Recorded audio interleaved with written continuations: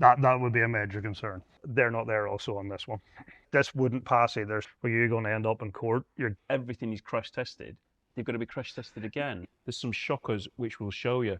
Hello, so today we're going to be talking about the NCC approval, which I've mentioned many times before, and also type approval, and why they are both completely independent, but both extremely important.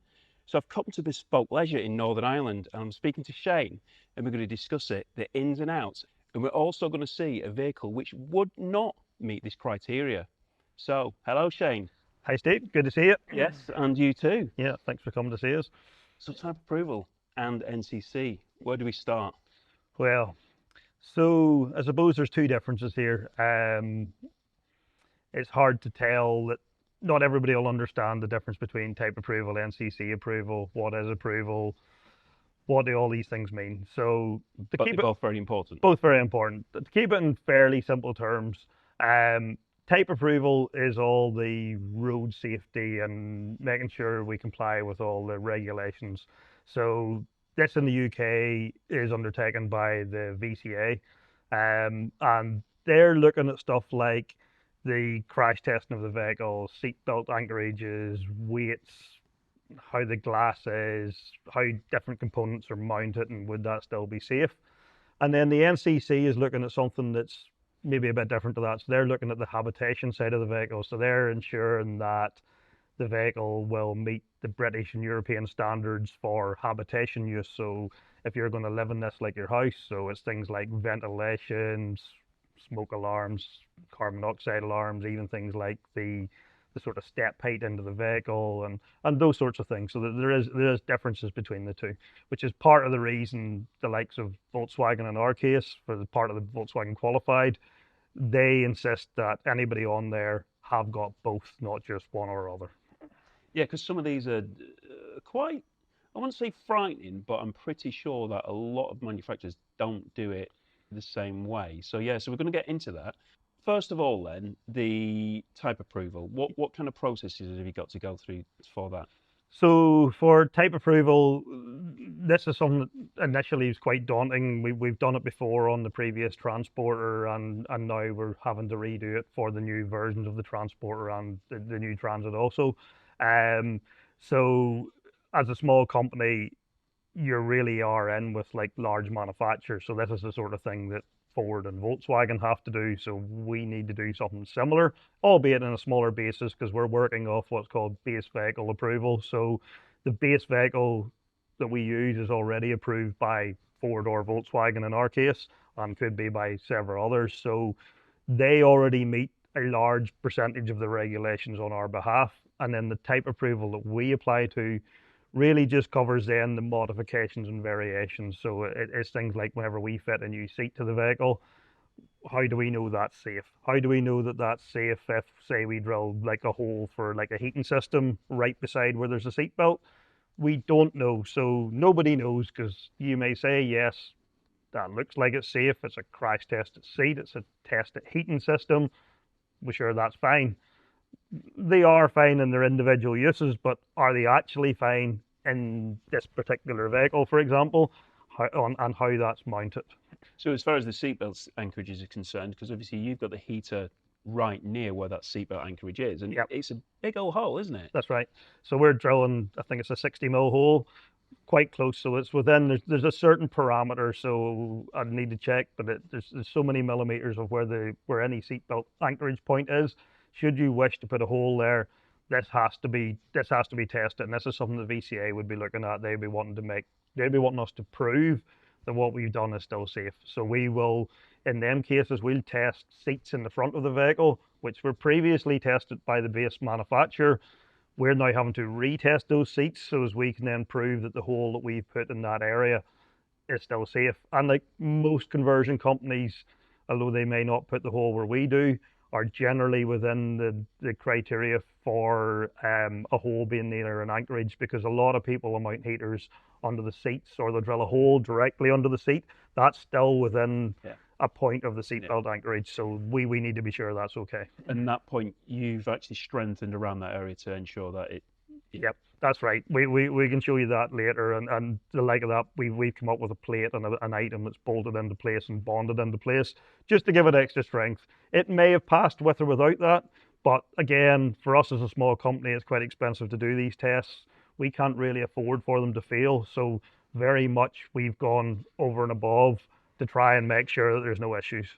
So obviously you've got the 60 millimeter hole, which you've said are next to the seat belts, Yeah, but you've got a slightly bigger hole in the roof to put a pop top up there. yeah. So what kind of what's involved in that then for the type So, approval? so again, as part of the type approval, the hole in the roof, we obviously want to make sure, from our own point of view, that the structure is intact. So we work closely with our particular roof partner on this one, where we make up the strengthened frame that's set in. Now, this applies to type approval in a similar matter or in a similar way to the hole for the heating system. Again, the cutout up on the top of the roof is just about within the 300 millimeters of the upper seatbelt anchorage point. So again, we're cutting a hole close to the heat seatbelt anchorage, so we need to again be safe. So the pull test on the front seats is to ensure that they're not affected by the hole being cut out of the roof, and that's something that the VCA would want to witness in the case of what we're doing with that. So It's fascinating, isn't it? Because you've got all these individual components, which are themselves, I mean, you've got Proof popped up, everything is crash tested, yeah, but yet when you're putting them all together in this great recipe, yeah. they've got to be crash tested again. Yeah, and I think that's something that a lot of like the end consumers don't fully No. understand. And hopefully they will still be okay in 90% of cases or 99% of Yeah. cases, but we don't have certainty without doing the testing, and No. that's really the point of the type approval, is to give us this certainty. And I suppose that's why the likes of Volkswagen and so on, and Ford as well, that's why they care and why they want you to be type approved. Yeah. So it almost takes it away from them then that this has been checked. We have somebody who has an authority who has witnessed it and has ensured that actually the thing has been done safely. Yeah, because I did actually speak to another VW qualified manufacturer, and I said, like, why do why do you pay the amount of money which you do? Yeah. And she said, I want to sleep at night. Yeah. And that's kind of what I know a lot of people who, because obviously you pay a lot of money to do this, and you Yeah. don't need to. There's lots of companies out there who sell lots and lots of vans, and they don't spend any of that money. Yeah. So it is a big thing for you to do. Yeah, we feel we do need to spend the money because very much for that reason. And these days, you know, you can get into all sorts of bother with anything can happen on the road.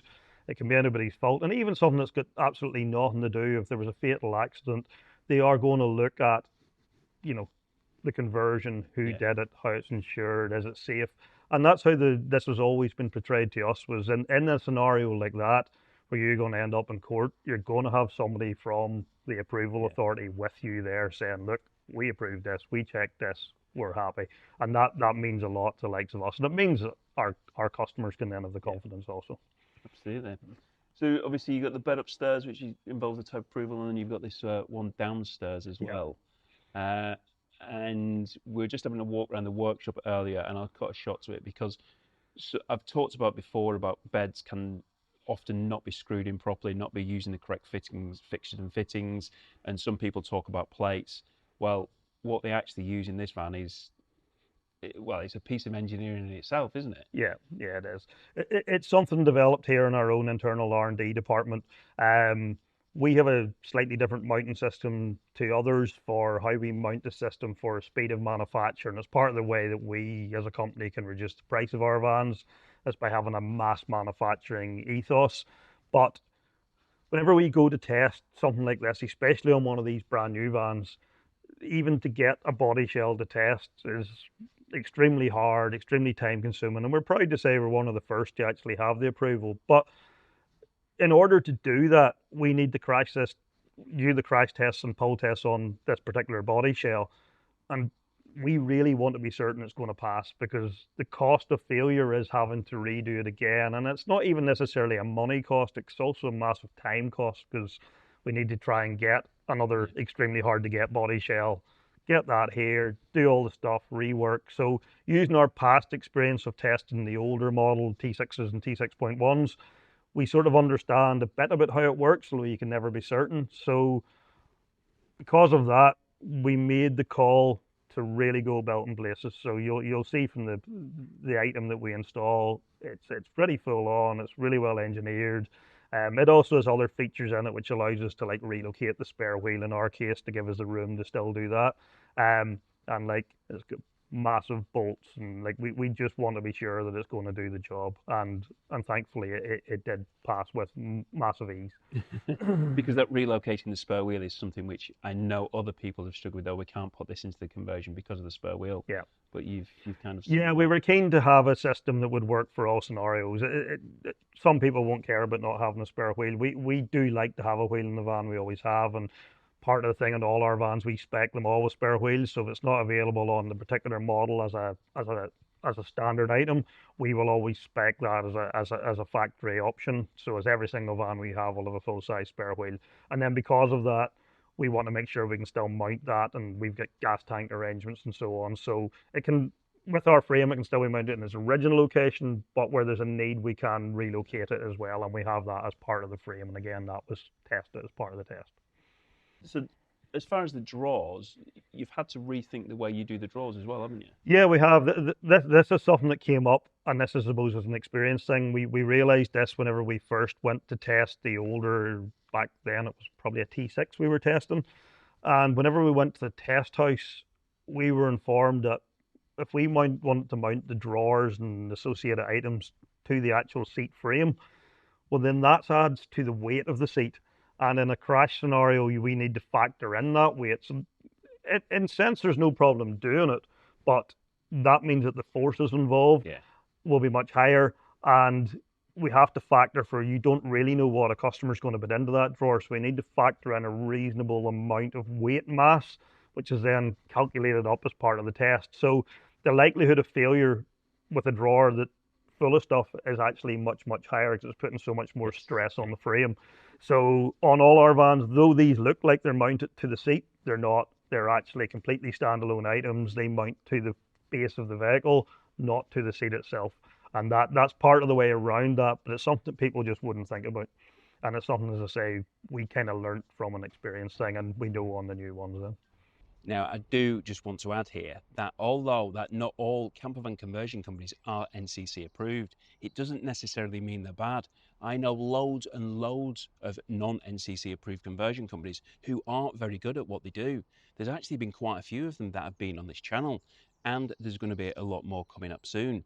If you haven't seen that big campervan project which I've got coming up, the one where we're going to be meeting the experts, talking to campervan converters, discussing the various different bed systems, the pop-top roofs, the electrics, the gas systems, talking about various different styling, whether you should want a swamper look or a sporty look. We're going to be covering all the various different aspects so you can actually learn all about them. So do check that out if you haven't seen it already. And then secondly, Motorhome Matt, who's got the podcast, he actually had the NCC on there a couple of weeks ago. And in the podcast, he interviewed them and they explained what the NCC do and why it's important. So do check out that if you want to know a little bit more about the NCC. Anyway, let's get back to this video and this camper van, which was more dangerous. In fact, it turned out to be more dangerous than we even thought in the video. Anyway, let's get back to it. So as part of the type approval, is this STEP or is that NCC? So that would be NCC. So this we're looking at here is a brand new Transit, and on the older Transit Custom, you wouldn't have had a side step like this. So this is hopefully part of the Volkswagen influence on this particular one. So we might be saying it's a Ford, but Volkswagen have had a heavy influence in actually making this a proper van for a camper van. Yes. So, and little things like on the old T6.1, we had to supply like a plastic step, and people always wondered, why are you giving us a plastic step? But actually, the T6.1, the step height is outside of regulation. So it's not by much, but it was enough to make the difference. So we had to then supply, as part of the NCC approval, a step which would take you to the next step to get into the van. Thankfully, on these new ones, it's within regulation. So the new Transporter and new Transit, this step is of the correct height from a habitation point of view to satisfy the NCC and the sort of habitation requirements. So that's something that's not type approval. That's more an NCC thing on them. So as well as the step for NCC, you've got to do lots and lots of different things. And obviously behind that door, and I know this is something which has caught a few people out online. You've got the vent. Can Yeah. you explain what that vent is? Yeah, so in behind the door on this side, we have what looks like a heating vent, but it's not. It's a low level ventilation. So I believe it's a British standard. So for habitation, you have to have both low and high level ventilation within your motor caravan. So on a van like this, it's got a pop top roof on it. It's not really possible to have like a roof vent that you would get on a traditional motorhome.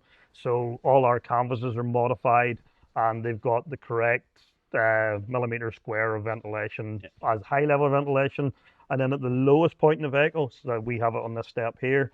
Again, we've a vent specifically designed to us with the correct level of square millimeters of ventilation for this size of vehicle. And that's mounted down here. That's effectively a fresh air vent. So that's the vent to outside. It's got nothing to do with the heating system whatsoever on this side, though we do have a matching one on the opposite side, which is the recirculate for the heating. So And that's the one which people are often seeing and they think that's what it is. Yeah, but obviously that's this right. has got to on each side. So, and it's billeted now, isn't it? Yeah, so on these new ones, we found with the plastic vents and their location of the step, it was easy to hit them. You could hit them a kick with your foot on the way in. So, we've Although got that's not as bad as a certain manufacturer who has a vent which pops up in the in the middle. middle. Yeah. Every time I just like, why? It's just yeah. Anyway, Yeah. sorry. No, no. Our ones are all now, they're made from piece of billet aluminium. So we're lucky to have an aerospace manufacturer here local to us who make like the water filler specifically for us for these vans. And whenever our R&D department were looking at this, we decided we could get them to also manufacture us a specific to us vent we could use on both sides of the van. And just because of its location, it meant if you were to hit that a kick, you're not going to damage it. It's not going to get broken and so on. So it's a nice touch. It's not that noticeable unless you're looking for it, but it's just another quality item on the van. Yeah. So yeah, I mean, obviously you've just mentioned the popped up, so you've got that vent at the top, and you've obviously got labels as well. Do you? Yeah, so we have to have labels, sort of safety labels on these vans. So there's various safety labels on the van. So we've got ones on the pop top. Again, it's part of the British and European regulations to the age of the child that needs to be able to sleep up there unaccompanied, for example. Also, things on the pop top, we have like a safety net system. So again, that is an NCC requirement, so we can't not fit that. So that's there on every single van. So it means if you've got children sleeping up there, it's not possible for them to fall off the edge of the trolley bed system. So the trolley bed doesn't come with it. We then we add that on specifically, and then that doesn't come with a trolley bed. No, I mean, so no, you've got to add that. We have to add that on. So we add that on as part of the regulation. Because all your vans do come with trolley beds. Yeah. Yeah. So the Ostops roof we use has an optional trolley bed within it, but we spec every single van with the trolley system. We just find the feedback from customers was it's just so much more comfortable and it's a nicer roof liner. And even because the roof liner moves, it also gives you a little bit better head height in the back on the rib seat. So it's a good job. It's really good. Yeah. No, it's more and more people speak to, they just don't realise that. You just think, oh, you can get a plank of wood as a bed, but obviously, so the comfort level, especially if it's adults using it, it's massively different. So it is. So it's really good. It's really good. Also on the NCC stuff, you have all your gas regulations and so on. So we have a whole sticker within the door explaining all the regulations, and we've got all the shut-off valves, and every single van will also have then a proper gas certificate, electrical certificate, and we get these little proper motorhome sort of certificate with every single van. So this basically is declaring that we are an NCC manufacturer, and that really does cover all the habitation aspects. And again, going back to Volkswagen, that's why they want both. So it's covering them from a point of view of anybody who's qualified to build the motorhome under their arrangement. You've got Volkswagen, you've then got the VCA in our case who look after the type approval, and then the NCC who look after all the habitation stuff. So that gives us a complete package then of approval. So you've also got with the gas regulations which you've got in there, you've got no units above, and that's for a reason, isn't it? Yeah, that's for a reason. Much as we would like to have units above, and we do get asked for them regularly, we do need to follow basically the manufacturer guidelines. So if you look at the hub, in our case that we use, which is a Dometic SMEV type unit, which is very, very popular within this industry. The regulation on the one we use in particular has got a 500 millimeter distance from the top of the burning surface to have nothing above it. On this van, it would basically mean, though technically possible, it would be so small it would be useless. And the NCC, it's just their job to make sure that all the appliances are installed as per the manufacturer's requirements. So that's something they would pull you up on, and the vehicle would therefore not meet approval from the NCC if it didn't meet the manufacturer's approval. And really, all vehicles should really meet the manufacturer's approval anyway. So I suppose in the event of something going wrong there, a vehicle going on fire, that could then be looked at, what's happened and why was that not covered. So they're only making sure that we do our job properly. So with the NCC approval and the type approval, that's obviously now meant that you're able to get the VW qualified. So kind of what's the benefits of that? Because obviously it's motor caravan registered, and a lot of people say, well, it doesn't mean anything. Well, what does it mean? Well, yeah, it means more and more all the time. So by having the type approval as the main one in this scenario, that allows both the Ford and Volkswagen in our case to be registered as a M for Mother One motor caravan. So on your V5, it'll say M1 rather than N for Nelly 1. And although people will say that, what's the difference? There's actually quite a few things. So the big one for a lot of people is speed limits. And I know there's a thing where people will say, oh, well, if it's caught in a speed trap, that doesn't really matter. People will be able to argue the case. And I understand that, and that's perfectly fine. However, on these more modern vehicles, the likes of the new Ford and the new Volkswagen, as part of all the new safety stuff that's in them as standard, they also have audible warnings to tell you're speeding. And it does take a bit of messing around to switch them off, and they come back on every time you turn the ignition back on again.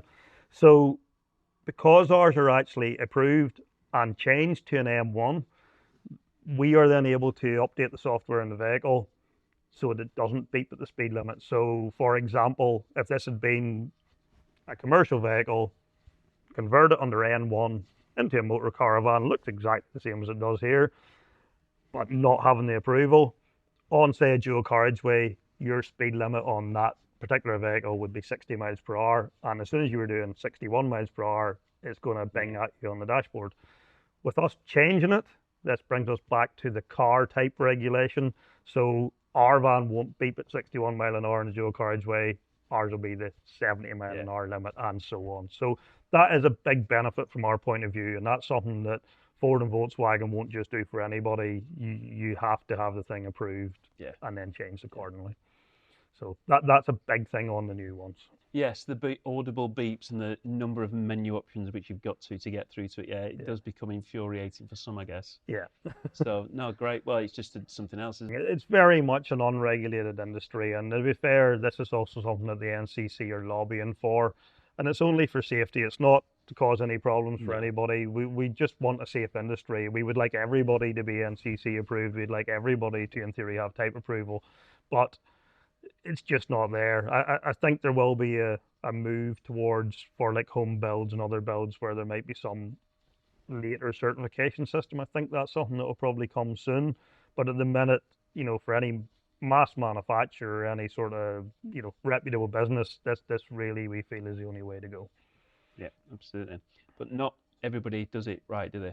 No. So we're going to have a look at this van. You can show me. I've not even looked at it yet, but I've heard about some of these things. So let's go and have a look at that. Absolutely, let's do that. So this is a non-NCC approved van, and it does have some issues, and not just with the non-compliance of the NCC. There's some shockers which we'll show you. But first of all, let's look why this cannot be NCC approved. So some of the parts on the NCC compliance cover things like the ventilation, so high and low level ventilation, for example. So on this van, there's no obvious signs of any low level ventilation whatsoever.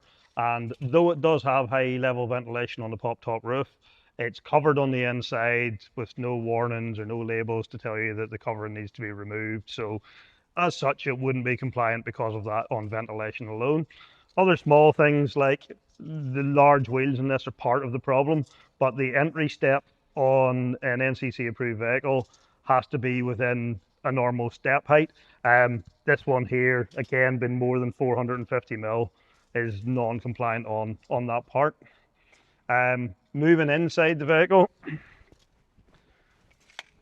and this is something that gets talked about a lot, these sort of high-level units, which some people like, some people don't, and part of the reason we don't see them in like our builds, for example, is to do with the height above the cooker. So under the manufacturer's guidance, this is generally about 500 mil from the top of the burning ring to any surface above it. And there is some marks on the underside of this from cooking and so on. If we put this on, this one here's 370, 500 is right up there.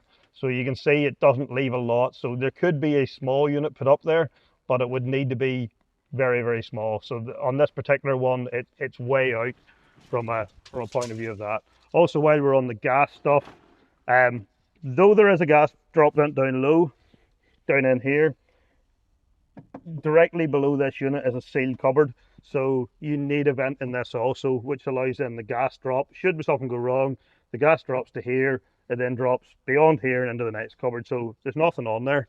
And as far as we can tell, there's no isolation valves either. So it literally comes on a pipe directly off the tank in the back, straight through and onto the cooker. There should be ways of isolating the cooker in the event of a problem, and they're not there also on this one.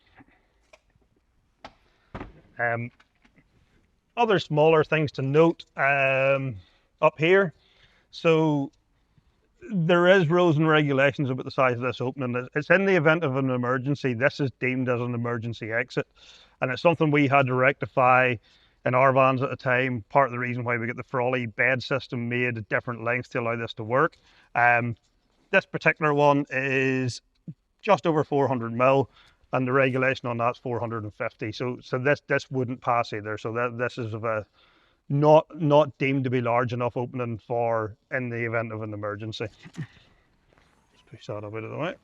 And other small things, more, again, this would be more a type approval thing than it would be from a NCC approval, but your upper seatbelt anchorage at the top point to the cutout of the roof is less than 300 mil. So really, that's something that should be tested. And also, this particular seat has got two vents bored underneath it, two 60 mil vents for the heating system. You can only see the outlet at the back, but actually the intake and the outlet are bored under the seat. And again, they would be within 300 mil of a seatbelt anchorage. So that's something, again, that should be tested on this van. And there's no evidence to say that it has or hasn't been. So if we move to the back of the vehicle, gas is in here. The gas is actually fine. There's a drop vent in it. It's got the regulator, but as I say, no isolation valve. The electrics on this one, I would have said, are a bit concerning. So we have a couple of laser batteries mounted in here. They were boxed in, but not secured in any other way. And things like the cabling are a big concern. So this main positive cable here, you can see the length of it. There's no fuse on that whatsoever. So that should be fused near the positive terminal to the battery. There's also a secondary battery down in there.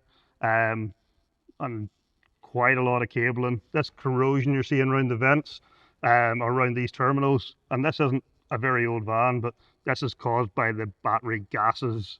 That's what's causing this corrosion and rusting on these vents. And you can see like a build up on one of the terminals further in there.